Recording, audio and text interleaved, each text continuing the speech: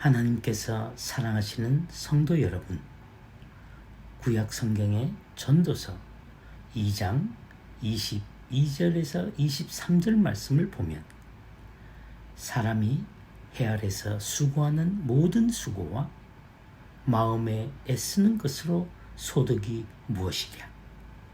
일평생에 근심하며 수고하는 것이 슬픔뿐이라 그 마음이 밤에도 쉬지 못하나니 이것도 헛되도다 라고 기록되어 있습니다. 요즘처럼 매일같이 들려오는 참혹한 전쟁 소식과 처처의 기근과 지진, 그리고 사라질 줄 모르는 전염병의 불안한 소식이 날마다 우리에게 들려오고 있습니다. 또한 이런 여파로 모든 물가가 계속 상승해 가면서 경제가 빠르게 무너져 내리고 있으며, 또 한편으로는 지위고하를 막론하고 사람들의 불법과 불의가 난무하고 있는 암울한 소식들까지 겹쳐서 우리들의 마음을 어렵게 하고 있습니다.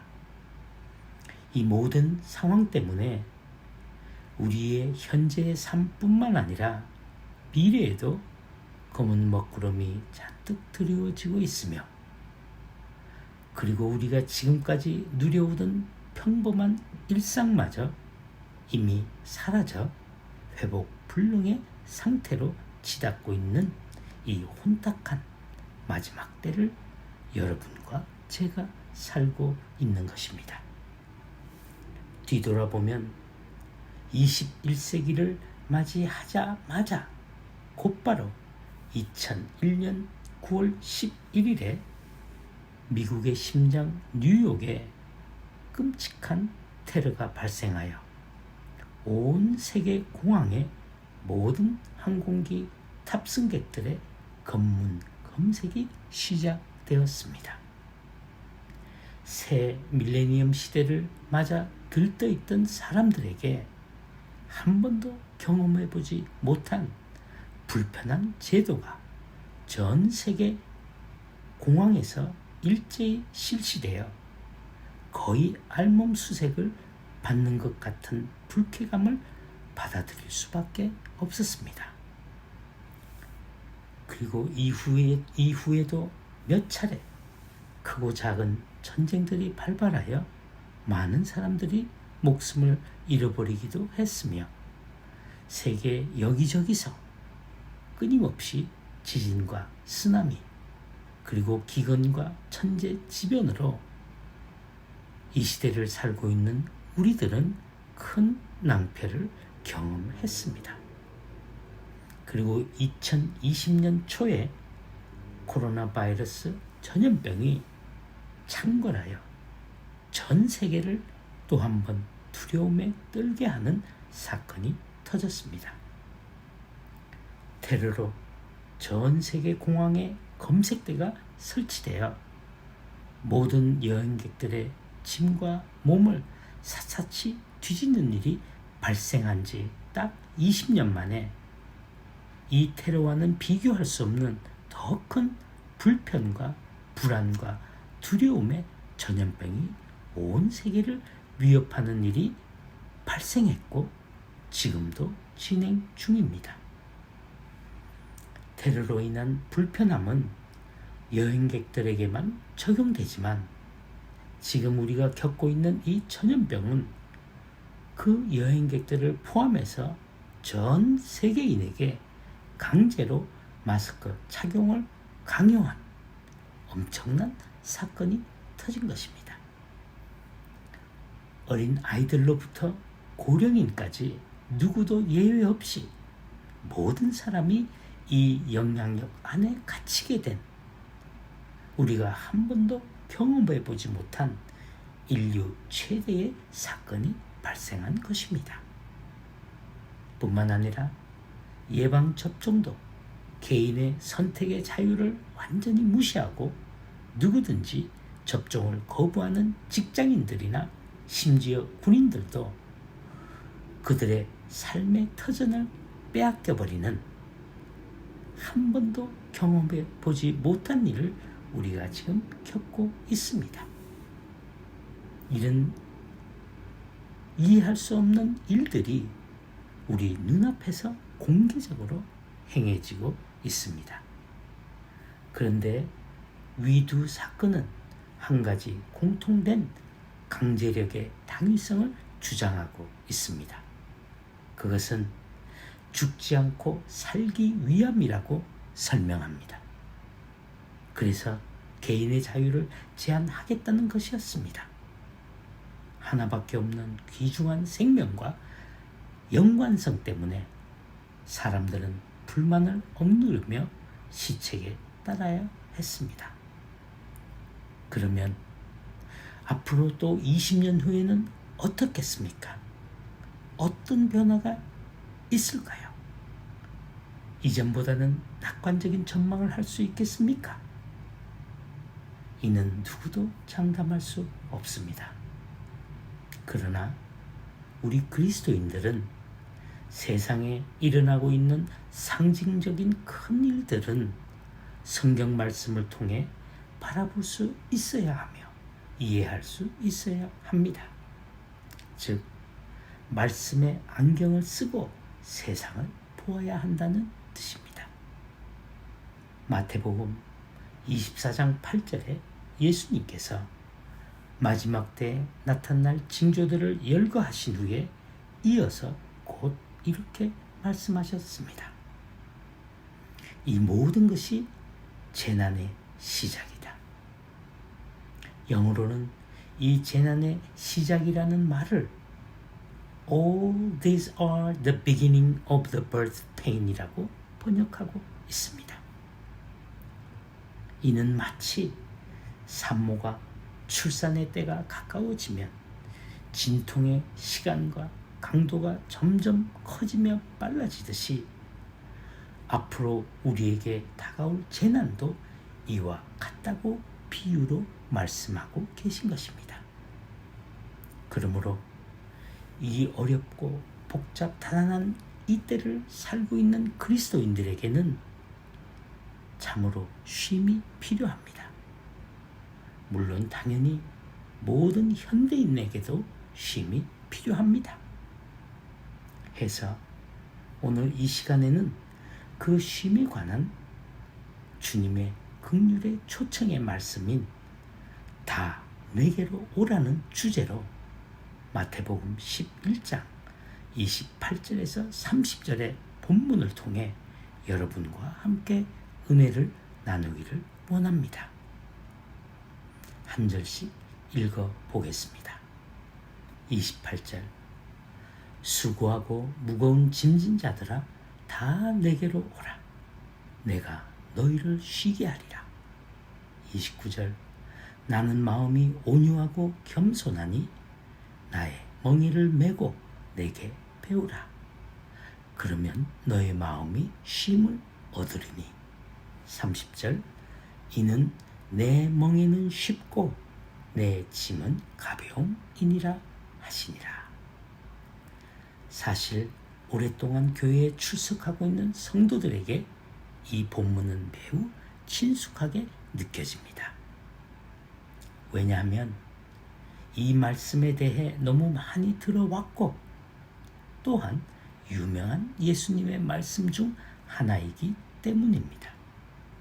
그러므로 이런 귀에 익숙한 메시지를 전할 때에는 듣는 청중들이 저 말씀은 전에도 자주 들었기 때문에 내가 잘 아는 내용이라고 생각하여 자연스럽게 귀를 닫아버릴 위험이 도사리고 있는 것이 사실이지만 이 시간에는 부디 여러분께서 제 말에 귀를 기울이지 마시고 예수님께서 하시는 말씀에 귀를 기울이시기를 간청합니다. 그리하시면 우리가 이 말씀에서 예전에는 미처 알지 못했던 진리를 깨달도록 성령께서 저와 여러분 속에서 역사하실 것입니다. 말씀드린 대로 이 본문은 낯설지 않은 본문이라서 우리 그리스도인들이 하나님께 순종하며 거룩하게 살아야 할 성도들의 삶에 대해 말씀하고 계시는 주님의 속뜻을 놓치기 쉽습니다. 다시 한번 본문을 읽어보겠습니다. 수고하고 무거운 짐진 자들아 다 내게로 오라. 내가 너희를 쉬게 하리라. 나는 마음이 온유하고 겸손하니 나의 멍에를 메고 내게 배우라. 그리하면 너의 마음이 쉼을 얻으리니 이는 내 멍에는 쉽고 내 짐은 가벼움이라. 이 본문의 핵심은 예수님께서 우리를 그리스도인의 삶으로 초대하고 계신다는 말씀입니다. 그런데 많은 사람들이 28절 말씀에 수고하고 무거운 짐진 자들아 다 내게로 오라. 내가 너희를 쉬게 하리라는 말씀은 잘 외우면서도 정작 29절 30절 말씀은 잘 기억하지 못하는 경향이 있습니다.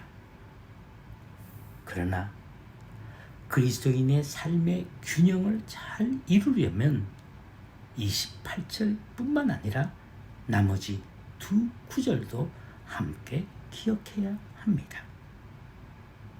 예수님께서는 먼저 28절에 수고하고 무거운 짐진 자들, 삶의 고달픈 현실에서 애쓰며 허우적거리는 우리들, 마치 등에 큰 바위를 메고 있는 것 같은 사람들은 다 예수님 자신 앞으로 나오라고 초청하고 계시면서 29절에 만약 이 초청에 응하면 내가, 즉 예수님께서 너희를, 저와 여러분을 쉬게 해 주시겠다고 부르시고 계신 것입니다.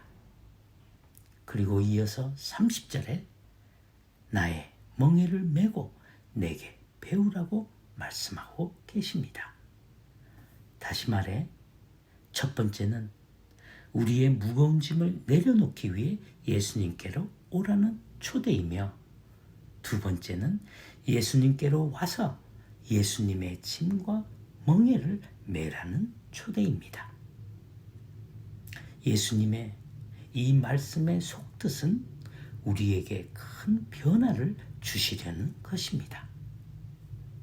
주님은 먼저 우리 등에 맨 혼자 감당하기 힘든 짐과 멍에를 내려놓으라고 말씀하고 계십니다. 그런데 그 이유가 예수님의 짐과 멍에를 메게 하기 위하여 그렇게 하라는 뜻입니다.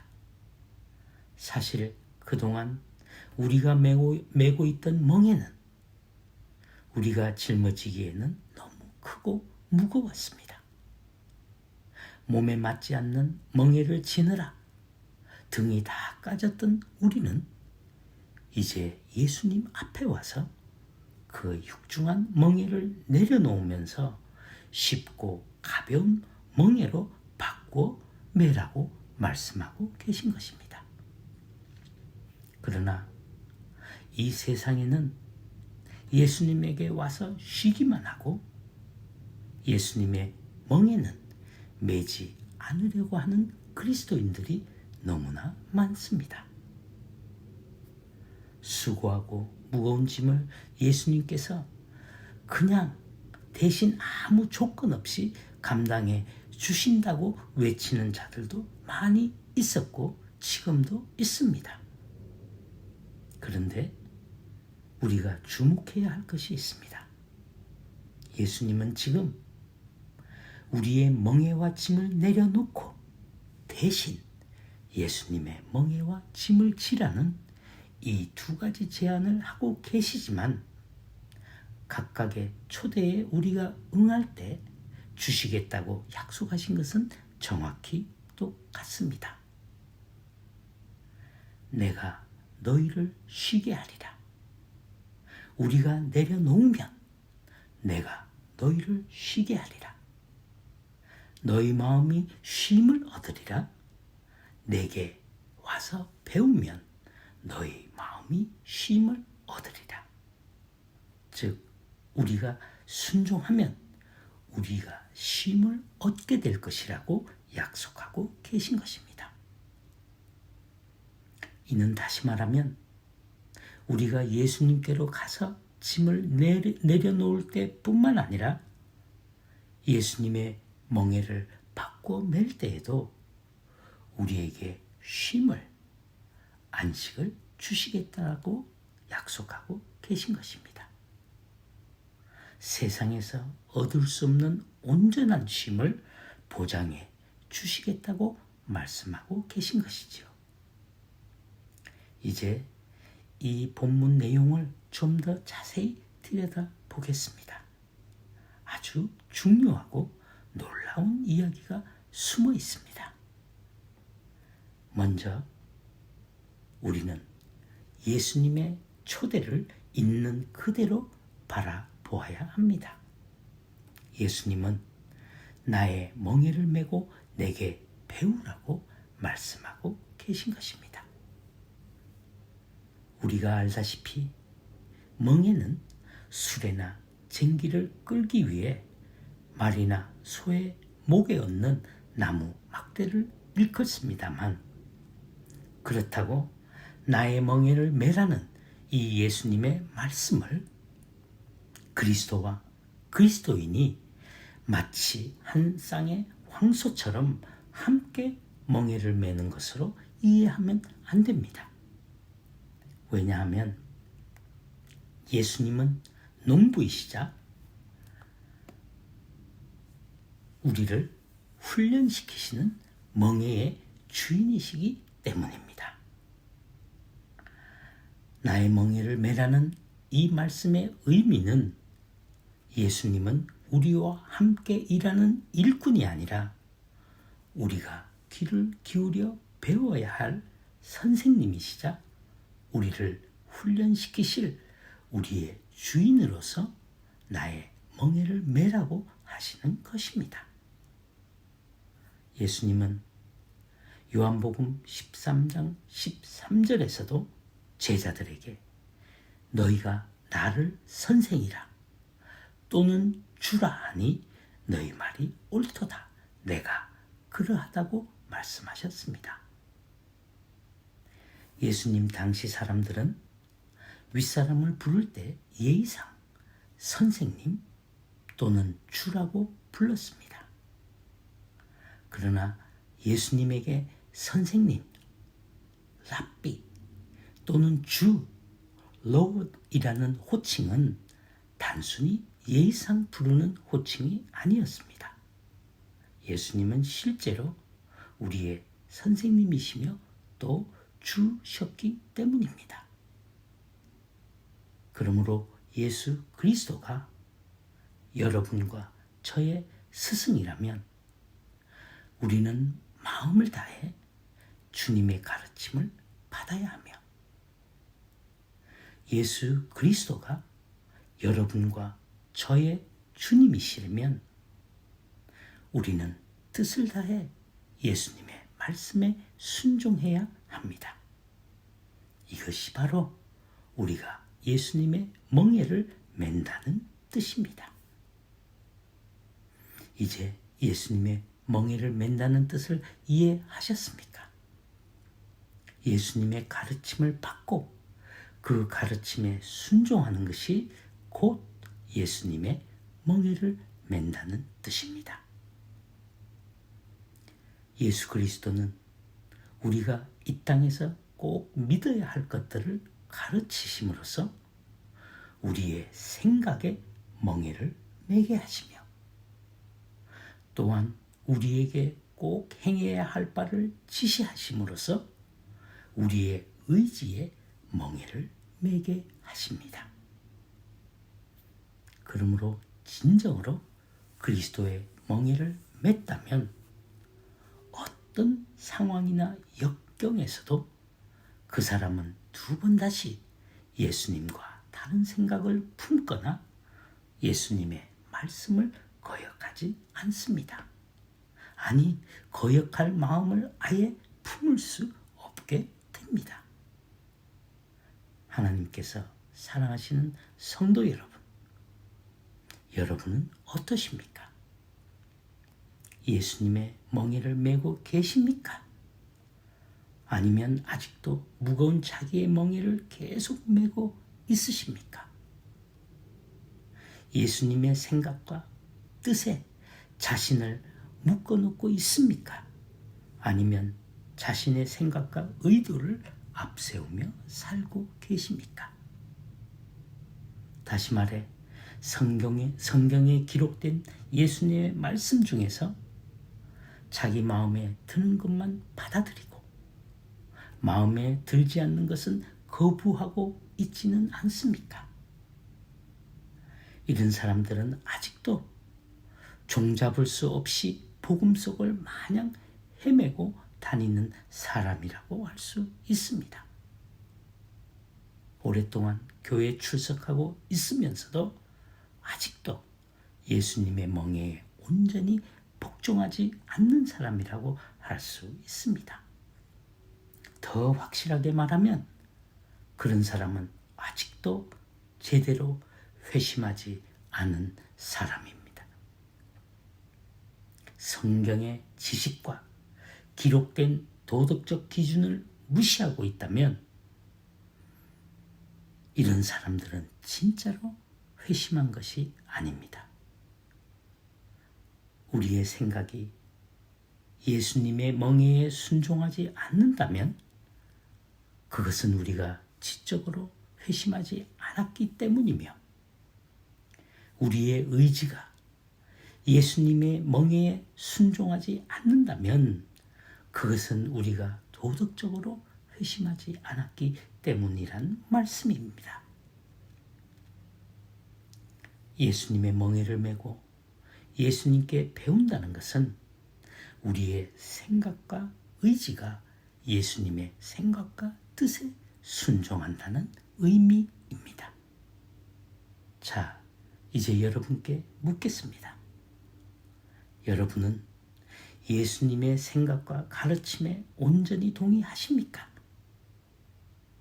아니면 예수님의 가르침 중 몇 가지는 여전히 동의하지 못하고 있습니까?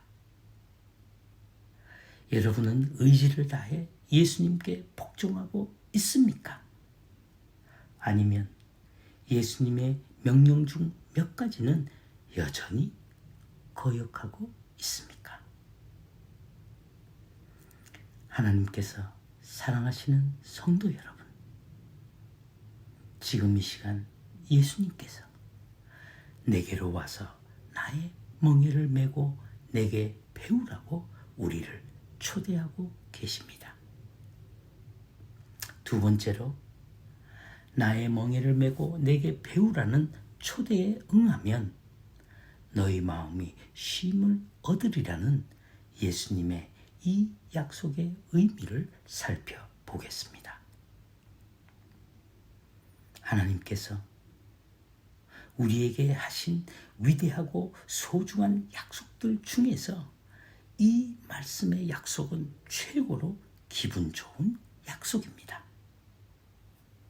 우리 모두가 알다시피 이 세상에는 마음에 쉼을 얻고 싶어하는 사람들이 참 많습니다. 마음에 쉼을 얻으려고 다양한 노력을 하는 사람들이 많습니다.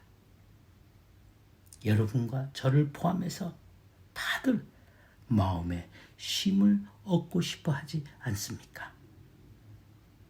그렇다면 우리 모두는 어디서 이 쉼을 찾을 수 있을까요? 어디 가면, 누구에게 가면 찾을 수 있겠습니까? 그것은 우리가 죄의 짐을 내려놓은 예수님의 십자가에서 찾을 수 있습니다. 철로 역정이란 책을 집필한 존 버녀는 그의 책에서 이 본문에 대해 이렇게 묘사했습니다. 그리스도인들은 어깨와 등에 메고 있던 짐이 스르르 풀릴 때 기뻐 뛰논다고 했습니다. 달리 말하면 그리스도의 십자가 밑에서 우리의 죄가 소멸될 때 우리의 진정한 쉼이 시작된다는 뜻입니다. 십자가에 못 박혀 죽으시고 부활하신 그리스도를 온전히 신뢰하며 늘 은혜의 하나님을 생각하고 하나님께서 주시는 평강을 경험하는 법을 배울 때 비로소 우리의 영혼은 쉼을 얻기 시작합니다. 그리고 또 우리가 그리스도의 멍에를 메고 예수님의 생각과 뜻에 순종하며 스승 대신 주 대신 그리스도에게 배우기 시작할 때 우리의 영혼은 복종과 죄의 구속 가운데서 쉼을 얻게 된다는 말입니다. 이 사실은 어쩌면 많은 사람들이 미처 발견하지 못한 영광스러운 그리스도인들의 삶의 역설이라고 할 수 있습니다. 우리 마음과 생각과 영혼의 진정한 쉼은 그리스도의 멍에를 거부하거나 벗어던질 때가 아니라 겸손히 그리스도의 멍에에 복종할 때 찾아온다는 말입니다. 그리스도인이라면 누구나 다 존경하는 나의 믿음의 영웅 디트리트 본해퍼 목사님의 저서 나를 따르라는 그 책에서도 이 본문에 대해 다음과 같은 이야기를 하고 있습니다.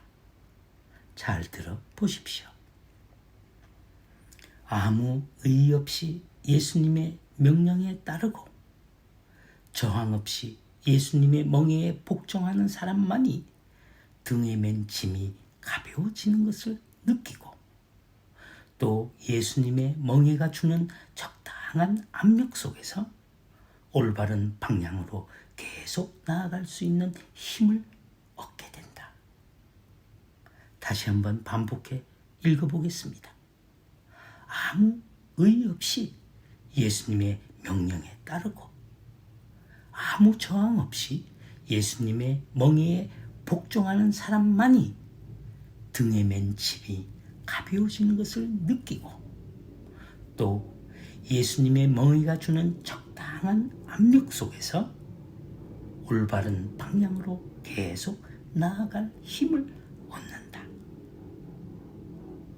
여러분, 예수님의 생각에 반항하는 사람들에게는 그분의 명령이 어렵고 힘들지만 예수님의 생각에 순종하는 사람에게는 그분의 멍에가 쉽고 가벼운 법입니다. 실로 예수님은 이런 역설을 여러 번 말씀하셨습니다. 누구든지 나를 따라 오려거든 자기를 부인하고 자기 십자가를 지고 나를 따를 것이니라. 누구든지 자기 목숨을 구원하고자 하면 잃을 것이요 누구든지 나와 복음을 위해 자기 목숨을 잃으면 구원하리라고 말씀하셨습니다. 사는 법을 배우는 유일한 방법이 죽는 것이라고 말하고 있는 여기에도 여지없이 그리스도인의 삶의 역설이 담겨져 있습니다. 우리 영혼에 쉼을 얻는 유일한 길은 예수 그리스도에게 구속되는 것 뿐입니다. 저는 가끔 이 시대 우리 사회를 생각하면 마음이 무겁습니다. 오늘날의 이 세상은 하나님의 권위에 반항하는 분위기가 온 세상에 팽배해 있으므로 마음이 무겁습니다. 하나님께서 위임하신 참된 정치적 권위나 사회적 권위, 또 지적 권위나 도덕적 권위, 교육적 권위 할 것 없이 모두가 강한 도전을 받고 있습니다. 한마디로 이 시대 현대인들이 하나님의 권위와 위험에 작정하고 대드는 듯한 현실을 보면서 앞으로 저들에게 닥칠 미래의 결말을 생각하면 안타까운 마음을 금할 길이 없습니다. 이 마지막 때에 현대인들이 그런 행동을 보이는 이유 중 하나가 하나님의 권위와 개인의 자유가 함께 할 수 없는 물과 기름 같은 관계라고 생각하고 있기 때문인 것 같습니다. 하나님의 말씀의 권위 때문에 자기 개인의 자유가 없어진다고 생각하고 있는 듯 합니다. 그러므로 그 부적절한 권위는 자신들의 자유를 위해 뿌리채 뽑아내야 한다고 온갖 민망스럽고 망측한 모습으로 때를 지어 고성을 지르며 시위를 벌이고 있습니다. 그러나 우리 그리스도인들은 이것은 아주 위험한 잘못된 생각이라고 말해야 할 책임이 있습니다. 사람은 자기 죄를 자각할 때 진정한 자유를 얻을 수 있는 것이라고 우리 그리스도인들은 저들에게 바로 말해 주어야 합니다. 하나님의 권위가 없이는 자유도 있을 수 없다고 말해 주어야 합니다. 하나님의 온전한 권위의 기능은 자유를 없애거나 억압하는 것이 아니라 자유를 온전히 누릴 수 있도록 보장하는 것이라는 사실을 저들에게 가르쳐 주어야 합니다. 신약 성경 말씀에도 하나님의 권위와 개인의 자유는 서로 원수 사이가 아니라 동전의 앞뒤 같은 사이라는 것을 가르치고 있습니다. 성경은 예수님을 로드라고 가르치는 동시에 너희를 자유롭게 하시는 그리스도 안에 굳게 서라고 말하고 있습니다. 이 말씀처럼 너희를 억압하시는 그리스도 안에 굳게 서라가 아니라 자유롭게 하시는 주님 앞에 굳게 서라고 하신 것입니다. 우리 모두는 예수 그리스도로 말미암아 구속될 때에만 진정한 자유의 의미를 깨닫게 되며 그 자유를 누릴 수 있게 되는 것입니다. 이외에 다른 자유는 존재하지 않습니다. 그럼 이제 그리스도인의 진정한 자유에 대해 말씀해 보겠습니다. 이에 대해 제가 이야기하고 싶은 것은 딱 두 가지입니다. 첫째로 우리의 스승 되시는 그리스도의 권위에 복종할 때 우리 마음은 참 자유를 얻게 됩니다. 하나님께서 우리 인간에게 생각의 자유를 주신 것은 계시하신 말씀과 다른 생각을 품으라고 주신 것이 아니라 생명의 말씀을 공부하고 가르치고 적용하고 순종하라고 주신 것입니다. 그런데 사람들은 생각의 자유를 어떤 개인이나 단체가 모든 상상력을 동원해서 마음대로 자유롭게 생각하고 행동할 수 있는 것으로 오해하고 있습니다. 마치 지구는 평평하다거나 예수 그리스도는 인간에 불과하다고 주장하면서 고집스럽게 하나님이 자연이나 성경을 통해 계시하신 사실들을 부인하는 그런 자유 사상은 하나님께서 주신 생각의 자유가 아닐 뿐 아니라 오히려 그것을 남용하고 있는 것입니다.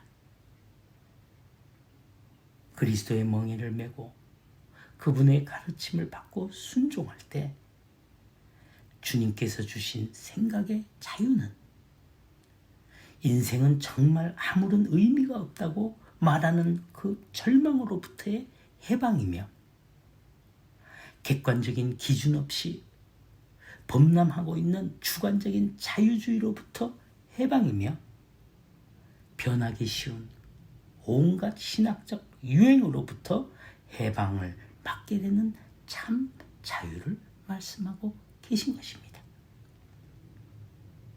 하나님께서 사랑하시는 성도 여러분, 꼭 기억하십시오. 우리의 생각이 그리스도의 가르침에 순종할 때 우리는 진정으로 자유로워질 수 있습니다. 둘째로, 주이신 그리스도의 권위에 복종할 때 우리의 의지는 진정한 자유를 얻게 됩니다. 예수님께 불순종할 때가 아니라 예수님께 순종할 때 우리 의지는 자유로워집니다. 이에 대한 일례로 한 자매가 어느 목사님께 상담을 받기 위해 찾아온 이야기를 나누어 보겠습니다. 그는 자신을 그리스도인이라고 소개하며 신앙이 없는 남자와 얼마 전에 약혼을 했는데 괜찮은지 목사님에게 물었습니다. 그러자 목사님은 자매에게 질문했습니다.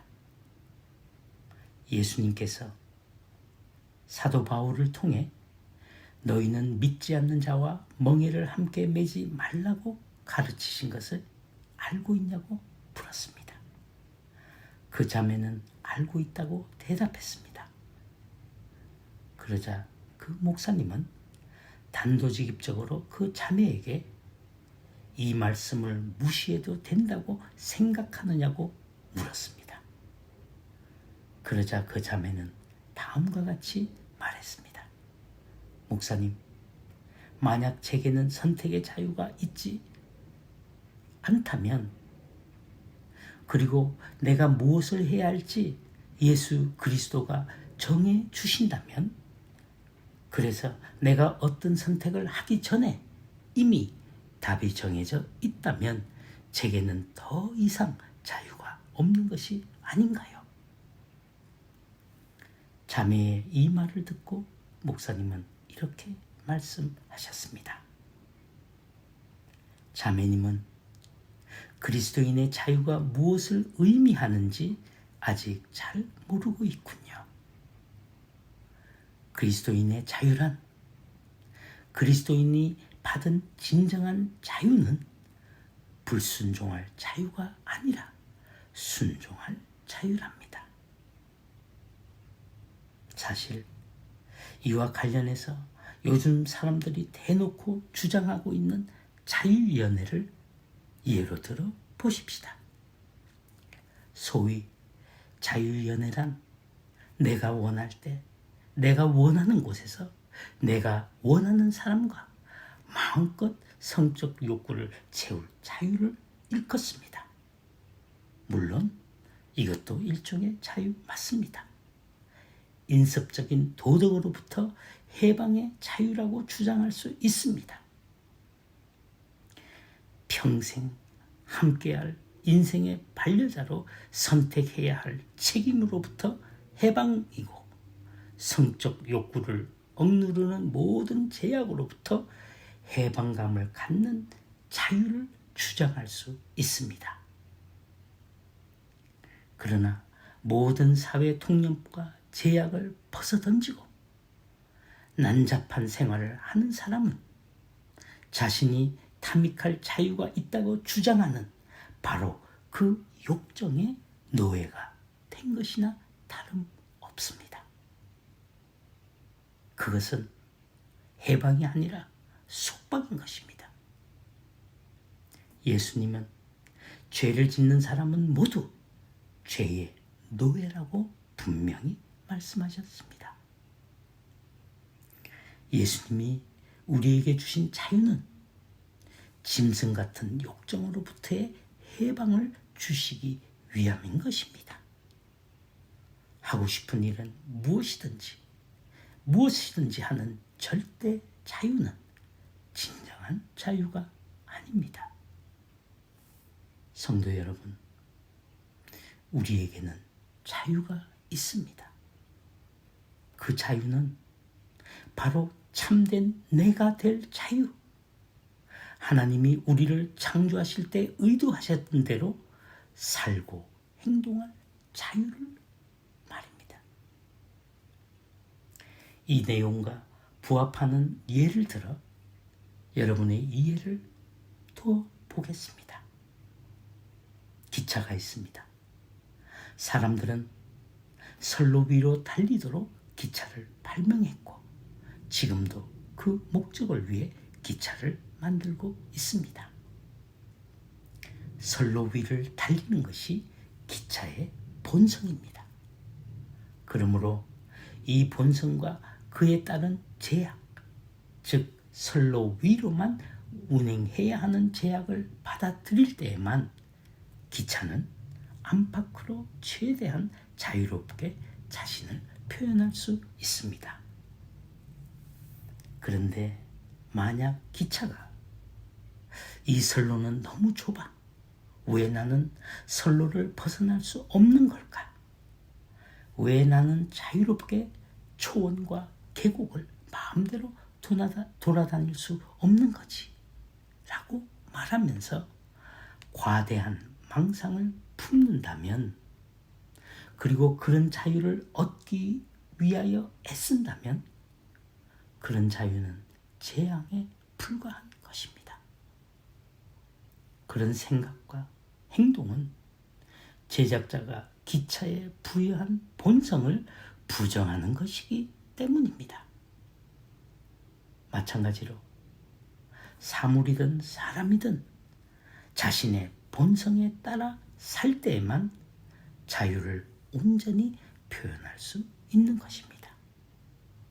하나님의 창조의 뜻에 맞게 살아야 하는 것이 우리 인간의 본성이며 하나님은 우리 인간을 그렇게 만드셨습니다.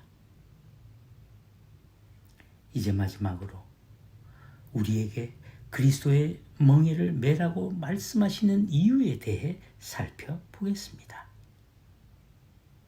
예수님은 나의 멍에를 메고 내게 배우라. 그리하면 너의 마음이 쉼을 얻으리니 라고 하시면서 그렇게 해야 할 이유를 이렇게 설명하고 계십니다. 내 멍에는 쉽고 내 짐은 가벼움이라. 맞습니다. 첫째로 그리스도의 멍에는 쉽습니다.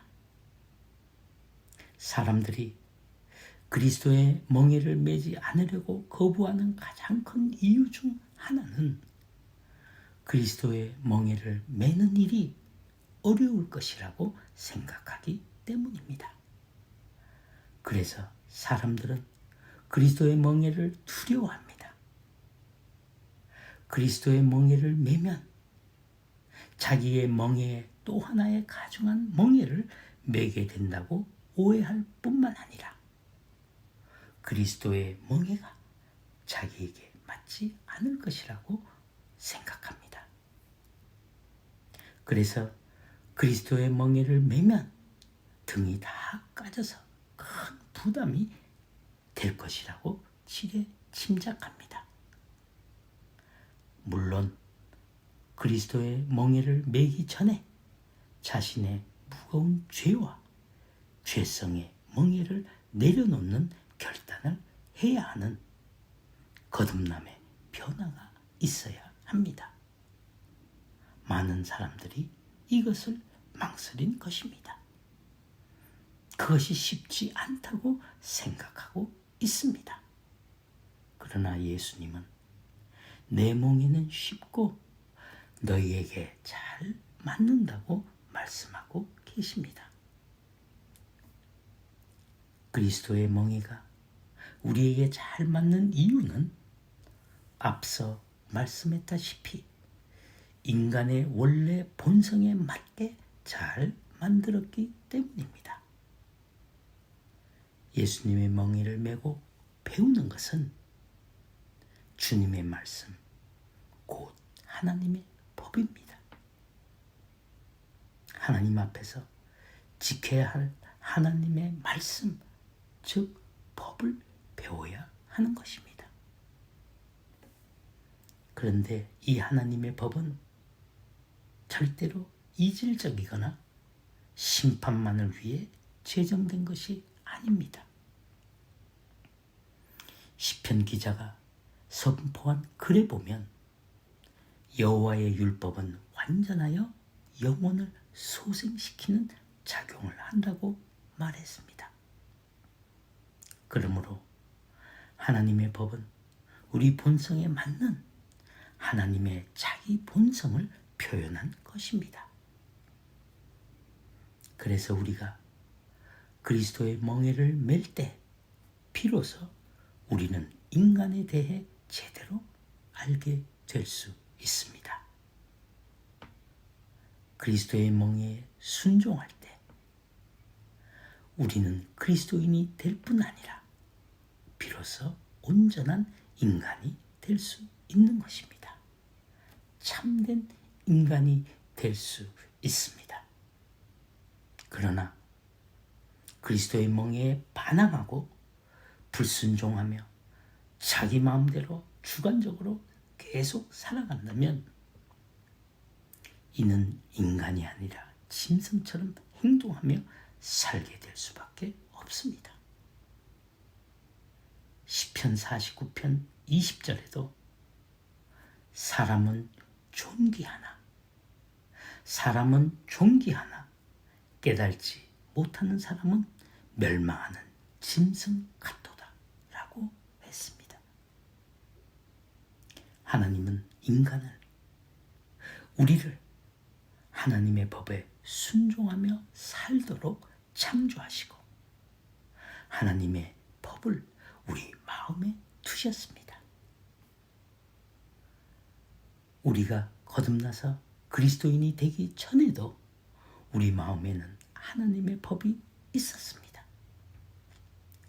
부모를 공경하고 남의 것을 도적질하지 말고 거짓말은 나쁜 것이며 남의 것을 탐내지 말아야 한다는 것은 따로 배우지 않아도 아는 것입니다. 어떻게 그럴 수 있을까요? 하나님께서 우리를 창조하실 때 하나님의 본성을 우리 마음에 넣어두셨기 때문입니다. 하나님의 법에 대해서는 여러분들이 더 자세히 알기를 원하신다면 신약 성경 로마서 2장을 잘 정독해 보실 것을 권합니다. 하나님께서 사랑하시는 성도 여러분, 다시 한번 강조합니다. 우리 주님의 멍에는 쉽습니다. 그리고 그분의 마음씨는 온유하십니다.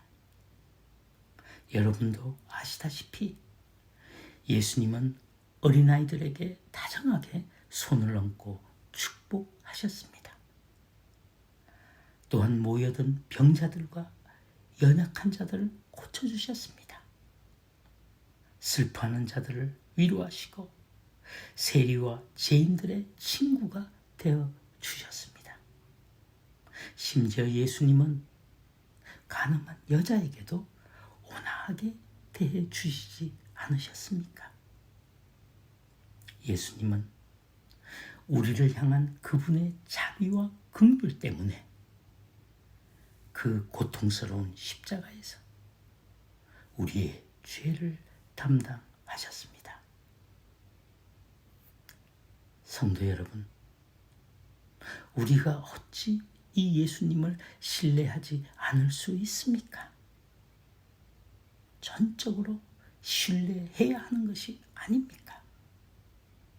저는 종종 이 시대 크리스찬들이 믿는 예수는 누구인지 의문이 들 때가 많습니다. 그래서 그리스도의 멍에를 거부하며 초청에 반항하는 그들에게 이렇게 말해주고 싶습니다. 당신이 그리스도에게 불순종할 때마다 실은 그리스도의 성품을 못마땅하게 생각하며 비난하고 있다는 사실을 알으라고.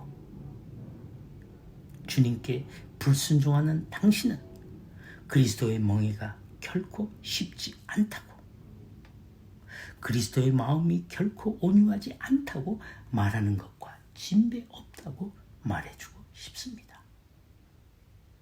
혹시 여러분과 제가 믿는 그리스도는 전폭적으로 신뢰하기에는 미심쩍은 생각이 들 때가 있습니까? 만약 어렴풋이라도 그렇게 믿게 된다면 그런 사람들은 마귀가 하는 거짓말을 곧대로 믿고 있는 것입니다. 태고 쪽부터 마귀는 사람들이 그렇게 믿게 하려고 애써 왔습니다. 지금도 마귀는 우리가 하나님의 지혜와 긍휼과 자비와 사랑을 의심하게 만듭니다.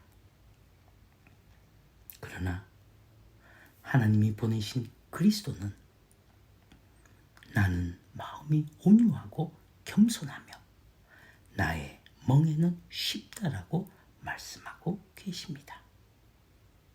성도 여러분, 우리가 매야 할 멍에는 마음이 온유한 주인이 씌우는 쉬운 멍에라는 것을 믿어 의심하지 마십시오. 믿어야 살 수 있습니다. 그런데 아직도 주님을 온전히 믿지 못하고 있는 것은 무엇입니까? 여러분을 두려워하게 하는 것이 대체 무엇입니까? 그토록 망설임을 떨쳐버리지 못하고 있는 것이 무엇입니까? 혹시 죄가 주는 쾌락과 일시적인 쾌감을 버리지 못하고 아끼며 사랑하고 있는 것은 아닙니까? 모두 벗어 던지셔야 합니다. 그리고 단호히 돌아서야 합니다. 이제 말씀을 마치겠습니다. 수십 세기 전 수십 세기에 걸쳐 들려왔던 예수님의 음성이 지금 이 시간에도 여러분과 제 귀에도 울려 퍼지고 있습니다. 우리 마음에 지금 들려지고 있습니다. 들리십니까? 나는 마음이 온유하고 겸손하니 나의 멍에를 메고 내게 배우라. 그리하면 너의 마음이 쉼을 얻으리니 내 멍에는 쉽고 내 짐은 가벼움이라. 하나님께서 사랑하시는 성도 여러분, 지금 이 시간 예수님의 이 음성에 귀를 기울이십시오. 명심하십시오. 예수님의 음성은 좋은 게 좋은 거라고 하면서 그냥 덮거나 지나칠 수 있는 것이 아닙니다. 우리의 삶 속에서 매일 씨름해 가면서 순종하며 행해야 하는 것입니다. 여러분과 저는 매일 우리의 십자가를 져야 합니다. 매일 그리스도의 멍에를 매야 합니다. 지금부터라도 시작해야 합니다.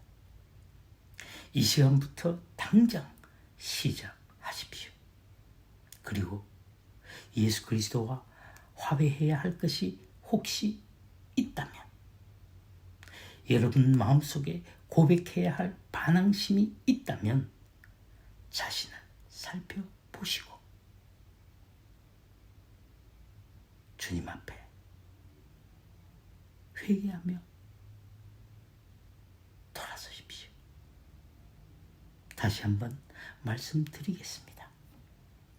그리스도의 멍에는 쉽고 그 짐은 가볍습니다. 그러므로 그리스도의 멍에를 메면 여러분과 제가 마음의 쉼을 얻습니다. 두려워하지 마십시오. 순종하십시오. 그리스도의 멍에를 메십시오. 그리하면 분명히 여러분의 마음에 쉼을 얻게 될 것입니다. 다 내게로 오라. 내가 너희를 쉬게 하리라. 온유하신 주님의 이 초청에 순응하십시오. 완벽한 자유는 그리스도를 온전히 섬길 때, 순종할 때 찾아옵니다. 기도하는 마음으로 여러분께 권면합니다. 하나님의 진리가 당신의 영혼에 임할 때 그 진리에 즉각 반응하십시오. 그렇지 않으면 그 진리는 그냥 떠나려가고 맙니다. 진리를 의심하여 거부하는 교만한 마음을 거부해야 합니다. 아무리 연약한 성도라도 이에 반응하는 순간 예수 그리스도와 연합하게 되며 자유하게 됩니다. 전능하신 하나님의 능력이 우리 속에 머물게 되며 그때부터 하나님의 진리의 말씀대로 살 수 있는 힘을 얻게 됩니다. 예수님의 이 초청에 기쁘게 응답하시는 복된 여러분들이 되시길 진심으로 기원합니다. 부탁의 말씀을 드리겠습니다. 생명의 말씀이 필요한 주위 몇 분에게만이라도 이 메시지를 전해주셨으면 합니다. 혹시 그분들에게도 주님의 은혜가 임할는지 우리는 알 수 없지만 말입니다. 다음 시간에 또 뵙겠습니다.